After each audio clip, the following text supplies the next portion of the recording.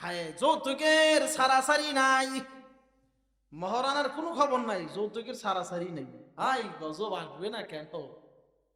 এর যুবক ভাই যারা বিবাহ করো নাই, পায়ে হাত দিয়ে বলে যায় বিবাহ তো করবা, তবে সাবধান, শ্বশুর বাড়ির পচা পায়খানা খাওয়ার নিয়ত করিও না। বাবারেও বলিয়া দিও শ্বশুর বাড়ির থেকে যেন 1 টাকা আনার জন্য চুক্তি করা না হয়। বিবাহের পরে যদি সব দেয় সব নিবেন, কোনো অসুবিধা নাই। বুঝেন নাই? আগে মিটাইবেন না, পরে যদি দেয় নিবেন। যুবক ভাই আর যদি বলো না আমি শ্বশুর বাড়ি থেকে নেওয়ার জন্য তো রেডি হয়ে আছি, নিব, তাহলে তুমি হসপিটালে গিয়া তোমার 2টা হাতের কবজা কেটে ফেলে দাও। হাত 2টা কেটে ফেলে দিয়া শ্বশুরকে বলো, ও শ্বশুর বাবা, তাকায় দেখো আমি তো পঙ্গ, আমার হাত নাই, কামাই করতে পারি না, আমার টাকা দাও, গাড়ি দাও, বাড়ি দাও। আর যদি বলো না না না, আমার হাতে শক্তি আছে, আমার 2 হাতে বাহুতে শক্তি রয়েছে, অতএব আমি বাহু দিয়ে, আমার হাত দিয়ে পুরুষের মতো আমি মর্দে মুজাহিদের মতো ইনকাম করব, আমি টাকা কামাই করব, আর আমার টাকা দিয়ে আমার শ্বশুর বাড়ির 14 গোষ্ঠী খাবে। এরপরে আমি শ্বশুর বাড়ির দিকে পচা পায়খানা যৌতুক আনবো না। রাজি আছো? রাজি আছেন আপনারা? ছেলে আছে তো, তো ওটা কি করবেন? ছেলেরা তো যৌতুক আনে না, যৌতুক তো বাপেই আনে। ছেলে তো বিয়ার কারণে ওর তো হুশই নাই, এদিক দিয়ে বাপে যৌতুক আনে। বাপ ঠিক হন, মহারানা তো দেয় না। হ্যাঁ, কঠিন সমস্যা। এবার কাজী আবু বকরের সাথে বিবাহের অবস্থা চলতেছে, বিবাহের কথা চলতেছে, বিবাহ ফাইনাল হয়ে গেল। কাজী আবু বকর বুজুর্গ আল্লাহওয়ালা, আর ওই কন্যাটাও এই মসজিদের আগের ইমামের কন্যা, তিনি বড় নামাজি, দিনদার, সুন্দরী, পর্দাওয়ালা, আল্লাহওয়ালা। মা বাপ যদি ভালো হয়, সন্তানও ভালো হওয়ার আশা করা যায়।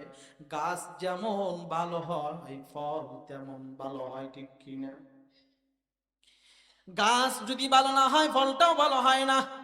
মা বাবা 1 নম্বরে যদি খারাপ হয়, সন্তানের তো 2 নম্বর খারাপ হবে, এটাই স্বাভাবিক। কি বলেন? সন্তানকে মাদ্রাসায় ভর্তি করা দেয়, হুজুর হাফেজ বানায় দিন, আলেম বানায় দিন, অথচ বাপেও নামাজ পড়ে না, মায়েও নামাজ পড়ে না, সুদের সাথে জড়িত। বাড়ির মধ্যে গিয়ে দেখা যায় বড় একটা ঘরের মধ্যে টিভি রেখে দিয়েছে, আর ওদিকে কি বলে ছেলেকে আলেম বানায় দিন। এত সোজা? আপনি ঘরের মধ্যে টিভি চালায় সন্তানকে যদি বলে যা যা লেখাপড়া করতে যায়, ঘরে থাকিস না, তাই কি হয়? কথা কয় না? আপনি ওই ঘর থেকে গুনাহের কাজ বের করে দেন, সন্তানেরাও ভালো হবে। আপনি নামাজি হন, সন্তানকে নামাজের দাওয়াত দেন। আপনিও পর্দাওয়ালা হন, ও মা, আপনি পর্দাওয়ালা হন, আপনার মেয়েটারেও পর্দাওয়ালা বানান। আপনিও দিনদার হয়ে যান, মেয়েটারেও ছেলেটারেও দিনদার বানাবার ফিকির করেন। যেই ঘরে দেখবেন মহিলারা নামাজি, ওই ঘরের মধ্যে এই শিশু বাচ্চারা 3, 4, 5 বছরে যে বাচ্চা ছেলে মেয়েরা থাকে, মা যখন আসরের সময় ওযু বানাইয়া যায়, নামাজে দাঁড়ায়া যায়, ওই শিশু বাচ্চাটাও 5 বছরের শিশু বাচ্চাটাও যায় নামাজে মায়ের পাশে দাঁড়ায়া যায়, ঠিক কিনা? মায়া হাত বাঁধে, সন্তানেও হাত বাঁধে, মায়েও রুকু দেয়, সন্তানেও রুকু দেয়, মা সিজদা লাগায়, সন্তানও সিজদা লাগায়। তবে মা সিজদা লাগায় কপাল দিয়া, সন্তান সিজদা দেয় তার গালটা লাগায়। মায়ের দিকে গালটা লাগাইয়া তাকায় তাকায় দেখে মা কি করে। মা সিজদায় গিয়ে ঠোঁট লড়াইয়া তাসবিহ গুলো পড়তেছে, সন্তান কপাল দিয়ে না দিয়া গাল দিয়ে সিজদা করিয়া মায়ের দিকে তাকায় দেখে ঠোঁট লড়ায়। সন্তান তো জানে না যে কি পড়তেছে, ঠোঁট লড়ানো দেখা সন্তানও তখন তার ঠোঁটটা লড়ায়, ঠিক কিনা? ঠিক আছে তো? সন্তানের ঠোঁট লড়ায়, আল্লাহ বলেন ফেরেশতা, ওই সন্তান ঠোঁট লড়ায়, তার মা ঠোঁট লড়াইতেছে। তার মা কি বলে? মা বলে সুবহান রাব্বিয়াল আলা। বলে সন্তান যেহেতু মায়ের সাথে ঠোঁট লড়ায়, সন্তানের ক্ষেত্রেও সুবহান রাব্বিয়াল আলা লিখে দাও। তবে তার এই আমল মা আর বাবার আমল নামায় লিখে দাও। এই জন্য মা বাবা ভালো হওয়া লাগবে। আপনার নামাজ নাই, সন্তান নামাজি হবে কেমন? এবার কাজী আবু বকরের সাথে ভালো দিনদার আল্লাহওয়ালার কন্যা, তিনি আল্লাহওয়ালা নামাজি, এই কন্যাটার বিবাহ হয়ে গেল। প্রথম রজনী বাসর ঘরে যাবেন, ডান পাও দিয়ে এবার কাজী আবু বকর সালাম দিলেন। সালাম কি দিলেন? জোরে, আরেকটু জোরে। সালাম দিয়ে দিলেন। সালাম আসেনি সমাজে? হ্যাঁ, দুট সালাম আছে, আব্দুল সালাম আছে, সালাম নাই। কে কয়জনকে সালাম দেন বলতো? কে কয়জনকে সালাম দিছে? সালাম দিয়ে চাষিরে সালাম দেন তো, চাষা যারা আছেন জীবনে চাষিকে সালাম দিছেন? ঘরে শান্তি কি দিয়ে আসবে? স্ত্রী স্বামীকে দিবে, স্বামী স্ত্রীকে সালাম দিবে। সালাম মানে কি? শান্তির জন্য দোয়া করা। আপনি স্ত্রীর জন্য শান্তির দোয়া করবেন, স্ত্রীও আপনাকে শান্তির দোয়া করবে। তা তো কখনো হয় না, এই জন্য ঘরে গেলি তো গ্যামজাম হয়। এখন চাষিরা কইতেছে, হুজুর আপনি চাচা জীবনেও সালাম দেয় না। সালাম দিয়ে ঘরে প্রবেশ করলেন। সালাম, এক মুমিন আর এক মুমিনকে সালাম দিবে, শান্তির কামনা করবে, দোয়া করবে, কিন্তু সালাম তো দেয় না, বরং পাশ দিয়ে যখন চইলা যায় তখন মনে মনে হিংসা করে, তার প্রতি ঘৃণা করে। গরিব হইলে ধনীকে বলে ওর কি টাকা পয়সা আছে তাই কি হয়েছে, আর যিনি ধনী হয় গরিবরে দেখলে ছোট মনে করে, তো ছোট লোক। কি বলেন? এমন ভাবে সমাজের ভিতরে আমাদের গরিব আর ধনী মিল নাই, সম্পর্ক নাই। কারণ কি? ধনী গরিবের মধ্যে অহংকার বড়, তার মধ্যে অহংকার, ছোটকে দেখতে পারে না, ছোট বড়কে মেনে নিতে পারে না, সমাজের মধ্যে অশান্তি হয়। হে বান্দা, এই যে আমরা এখানে এসে বসলাম, সব অধিকাংশ গরিব মানুষেরা কিন্তু বসে বেশি। কি বলেন? ধনীরা এখানে বসতে চায় না, তাদের মানে হয়তো একটু আঘাত লাগবে। কিন্তু এই জান্নাতি পরিবেশে বসা সবারই তো কপালে হয় না। এখানে বসে আছেন, এতেও সওয়াব। সুবহানাল্লাহ, আলহামদুলিল্লাহ বলতেছেন, তাতেও সওয়াব। সুবহানাল্লাহ বললে লাভ কি জানেন তো? আল্লাহর নবী বলেন, একবার সুবহানাল্লাহর আওয়াজ যদি বান্দা দেয়, একবার সুবহানাল্লাহর আওয়াজের কারণে আল্লাহ তাআলা জান্নাতের মধ্যে বিশাল একটা গাছ বানায় দেয়। এইবার যারা বলছেন তাদের জন্য আল্লাহ একটা গাছ লাগায় দিয়েছেন। এইবার যারা বলছেন আরেকটা লাগছে, আরেকটা লাগছে, আরেকটা লাগান, আরেকটা লাগান, জোরে কোন, আরেকটা লাগান, আরেকটা লাগান। কেউ যদি তারা বলে জান্নাতের ভিতরে একটা বড় গাছ রইলিত হয়, এত সুবহানাল্লাহ বইলা এত গাছ দিয়ে আমি কি করব? আমার তো জান্নাতে এত ফার্নিচারের প্রয়োজন নাই, একটা গাছ হইলেই তো হয়।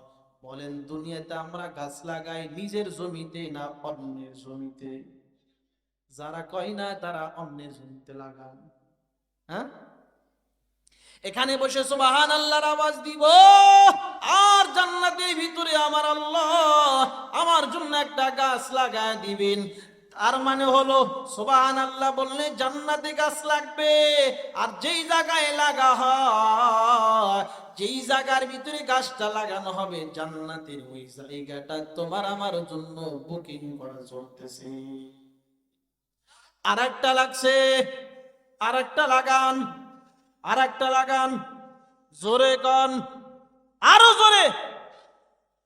কেউ তারা বলতে পারেন এত চিল্লা চিল্লা জোরে জোরে বলার কারণ কি? কি দরকার? আল্লাহ তো জোরে বললেও শোনেন, আস্তে বললেও, নাকি আস্তে বললে শোনে না? আস্তে বললে শোনে তো। তো জোরে বইলা লাভ কি? এত চিল্লা বইলা লাভ, চিল্লা বলে কি লাভ?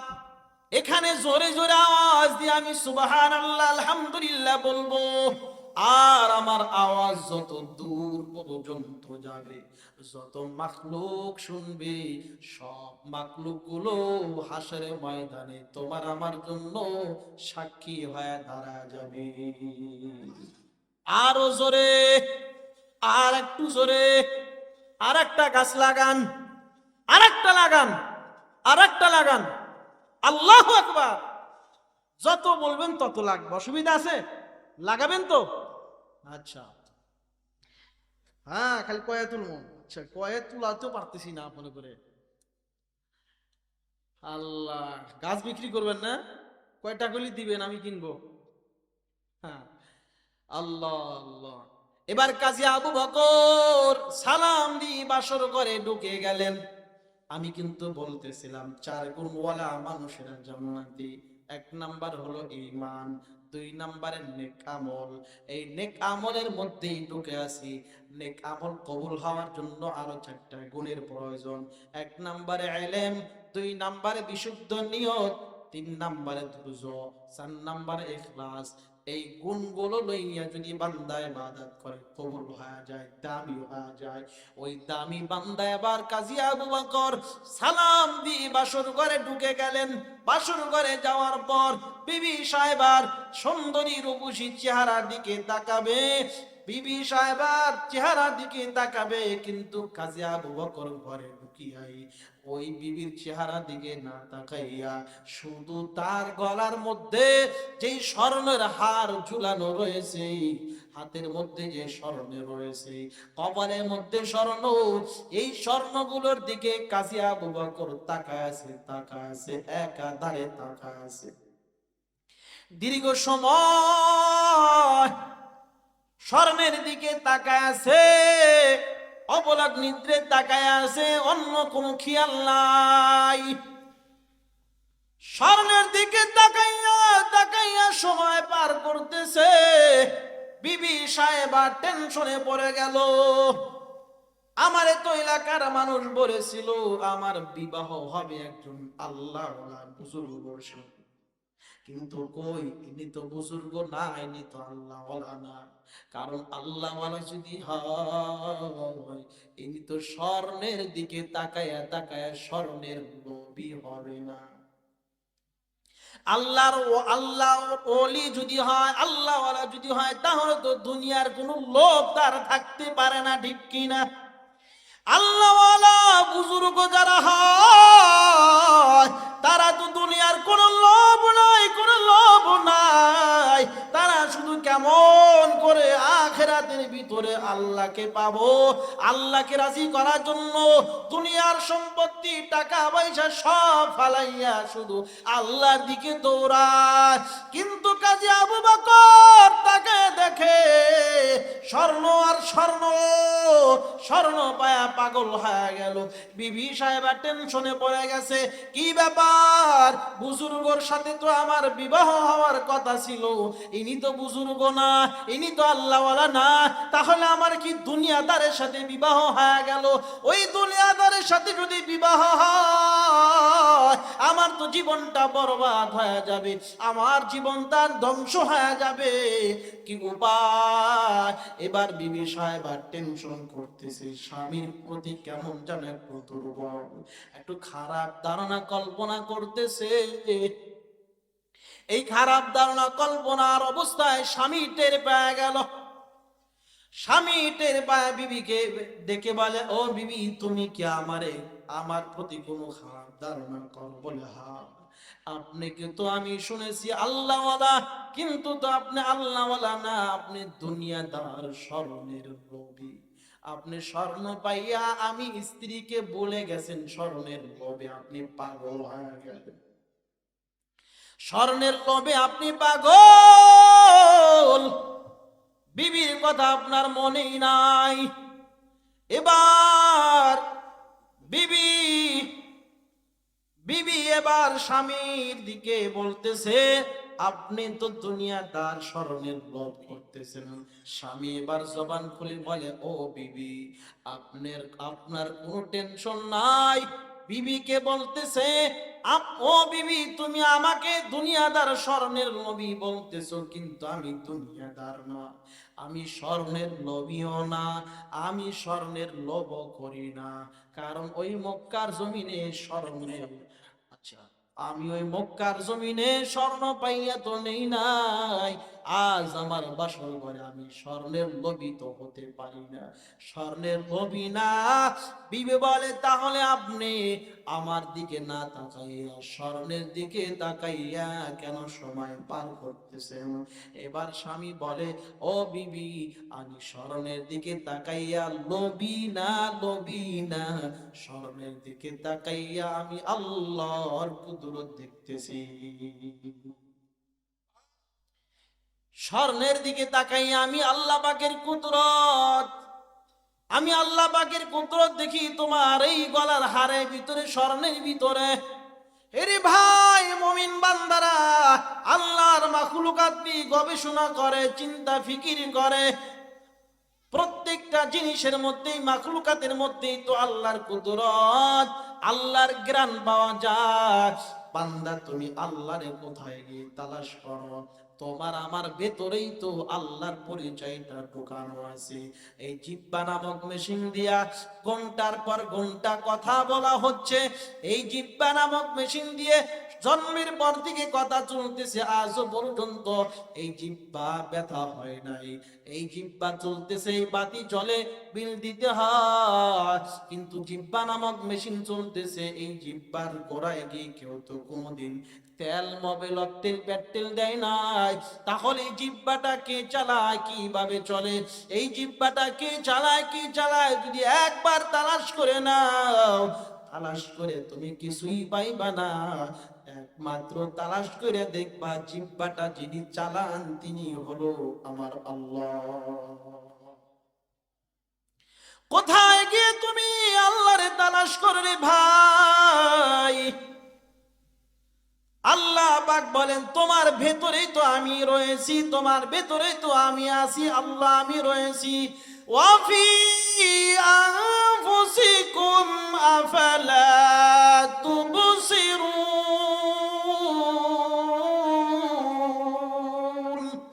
हर रंग में तू, हर बू में तू, हर जा में तू, हर दम, हर रंग में तू, हर बू में तू, हर जा में तू, हर दम, देखता हो जिधर चाहता हो अब की रहो मकरूम, देखता हो जिधर चाहता हो अब की रहो मकरूम। বেজার হইতেছেন? এই যে বাই আয়েশা বলবো, তবে তবে আমাদের বাংলাদেশে প্রায় জিনিসই দুই ধরনের হয়, একটা দেশি আর একটা কথা কয় না। খাওয়ার ক্ষেত্রে যেমন দেশি মুরগি আর একটা ব্রয়লার, ব্রয়লার, হ্যাঁ বিদেশি যে ব্রয়লার। এবার বলেন দেশি মুরগি যেটা, সেটা কি আপনি একা সহজে ধাওয়ায় ধরতে পারেন? কথা কয় না। কাছে গেলেই একেবারে আপনার চাইতে 10 হাত দূরে গিয়ে পড়তেছে, ধরা যায় না। তবে ব্রয়লার যেটা, বিদেশি যেটা, বিদেশি যেটা, এটা কি যদি 2-4-5 জন নিয়ে আসেন যে একটা ব্রয়লার ধরি, পারবেন না? কয়জন লাগবো? একাই যথেষ্ট না, ও সর দিলে ওই জায়গায় মুসর পারে, ওখান থেকে আর সরে না। কি বলেন? ব্রয়লার বিদেশি মুরগি ওই জায়গার থেকে আর সরা না, নড়াচড়া করে না। তো এখানে যারা আছেন আপনারা কি দেশি না বিদেশি? আপনার দেশি মানুষ না বিদেশি মানুষ? কথা হয় না। যদি দেশি মানুষ হন, দেশি মুরগির মতো হন, ব্রয়লারের মতো না হন, তাহলে যার সামনে যতটুকু জায়গা ফাঁকা আছে নড়াচড়া করে উড়াল দিয়ে দেশি মুরগির মতো বসবেন। আর যদি মনে করেন, দেখেন যে নড়াচড়া যদি না করে, বুঝবেন বিদেশ থেকে আসে। কি আসেন না কেন, সামনে আসেন, আগান, আগান, সামনে আগান। যে যদি না আগায়, বুঝবেন যে সমস্যা আছে, দেশি না বিদেশি সন্দেহ আছে। কথা আগান, আগান, আগান, সব আগান।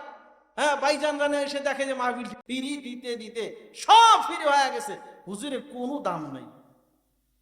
সমাজের হালাত, কিছু কিছু সমাজের হালাত এমন হয়ে গেছে, ইমাম সাহেবকে তো মনে করে যে আমাদের পুরো এলাকার একজন খাদেম। ইমাম সাহেব কি পুরা গ্রামের খাদেম, যখন তখন ডাক দেয়, হুজুর আয়েন, যায়েন আমার বাড়িতে খায় না। আল্লাহ আমাদের হেফাজত করেন। এবার কাজী আবু বকরের সাথে বিবাহ যখন কথা চলতেছে, ফাইনাল হয়ে গেল। আমাদের সমাজেও জানি না এখানে কি হালাত, বগুড়ার কি হালাত জানা নাই। পাত্রীকে দেখার জন্য ছেলের বাড়ি থেকে যায়, একবার, দুইবার, 13 বার দেখার পরে এবার ছেলের বাবা বলে, ও ভাইজান, আমার বড় মেয়ের জামাই এখনো আসে নাই। কি কন বলেনি? তাহলে 13 বার গিয়া দাওয়াত খাইলেন কেন, কি দরকার ছিল? তবে এখানে একটা মাসআলা শুনে নেন, বিবাহ পড়ানোর আগে, বিয়ার আগে যিনি বিবাহ করবেন ওই যুবক ছাড়া, ওই লোকটা ছাড়া ছেলের পক্ষ থেকে কোনো পুরুষ মানুষের দেখার অনুমতি নাই। ছেলের বাপও দেখতে পারবে না, হারাম। অথচ খালু, মামু, চাচা, জ্যাঠা, অমুক তমুক, বইনে জামাই সব দেখি। হালাল না হারাম? কথা কয় না। মানলি মানেন, না মানলি না মান, স্বীকার তো করবেন, সত্য কথা স্বীকার তো করবেন। এবার দেখাশোনা কথাবার্তা ফাইনাল হয়ে গেল, বিবাহের দিন তারিখ হয়ে গেল। আমাদের সমাজে আরো গজব, যখন মোটামুটি কথা হয়ে গেল, মাঝখানে থাকে ঘটক, না কি বলে, ঘটক। এবার ছেলের বাবা ঘটক রে ফোন করে বলে, ও ভাই ঘটক ভাই, আমার ছেলে কিন্তু বাড়ি থেকে ওই বহু দূর স্কুলে যায়, পায়ে হেঁটে হেঁটে বড় কষ্ট হয়। তার মানে কি? কথা কয় না। আর বোঝেন না আপনারা? বুঝতেছেন না? আমার ছেলে কিন্তু বড় শিক্ষিত, আমার ছেলেকে বড় একটা ঘর দিয়ে দিছি, কিন্তু ঘর ফাঁকা। তার মানে কি? আমার ছেলে বিদার চাইবার চাইতেছে, বিয়াইকে বইলো, তার মানে বিষয় দাও। ঘটকের বইলা বইলা শ্বশুর বাড়ি ওই যৌতুক নামে পচা পায়খানা খাওয়ার জন্য রেডি হয়ে যায় বান্দা। যৌতুক নামক এই গজবটা পচা পায়খানা চাইতেও বড় খারাপ। যারা যৌতুক নিয়ে বিয়ে করে তারাই এই সমাজের মধ্যে জমিনে 1 নাম্বার সন্ত্রাস। তারা হলো ডাকাত, তারা হলো লুচ্চা, তাদের মতো খারাপ আর কেউ নাই। কারণ কেন ভাই, তুমি যৌতুক নিয়ে বিয়ে করবা, কি দরকার ছিল? মাইয়াটারা তোমার দরকার, তোমারে দিল কষ্ট কইরা, বাবা মেয়ের বাবা লেখাপড়া কইরা বড় করেছে, আমার বিবাহ দেওয়ার সময় টাকাও দিতে হবে কেন? কেন দিতে হবে? জিজ্ঞাসা করেন যার 4-5টা শুধু মেয়ে, এরপরে ইনকামও বেশি নাই, তার জিজ্ঞাসা করেন তার দিলের হালাত কি, কি কষ্ট পায়, কি কষ্ট লাগে। অনেকে আছে মায়ের স্বর্ণ বিক্রি করিয়া মেয়েকে বিবাহ দেয়, আছে না নাই? ওই জামাই যখন, মেয়ের জামাই শ্বশুর বাড়িতে গিয়ে খানার প্লেট নিয়ে বসে, আমার দিন বলে যখন বউকির রান গুলো মেয়ের জামাইয়ের পাতে দেয়, তখন হয়তো শাশুড়ি বলে, ও জামাই তুমি এমন ভাবে, তুমি এমন খারাপ, আমার কানের ওই স্বর্ণের অলংকার বিক্রি করে তুমি যৌতুক নিয়েছো। কি বলেন? এই যৌতুক হালাল না হারাম? কতক্ষণ নাকি হালাল না হারাম? তাই কি নেওয়া বাদ দিয়েছেন? নিছেন তো ঠিকই। মহরানার খবর নাই, হালা